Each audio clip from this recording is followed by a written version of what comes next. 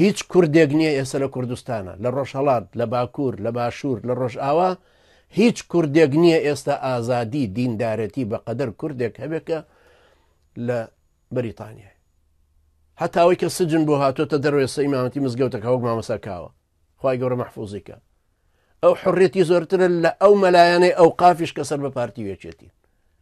لە وڵاتێکی دیموکراسی و ئازاداژی و دەرسەکانی و لە میبەر و کاکوڕی پاک مامەسا کوڕی پاک لە هەموو مەلاکانی کوردستان ئازاتر، لە هەمویان بەبێ ئیسtisنا لە هەموو کەسایەتی ئیسلامیەکانیش، لە هەموو مەدخەلیەکانیش بتوانێت قسە لەسەر هەموو شتێک بکە، لەسەر خلافەت، لەسەر حکم، لەسەر جیهاد، لەسەر جەماعات، لەسەر سیاست، لەسەر فکر، لەسەر اقتصاد، لەسەر پارەکۆکردنەوە.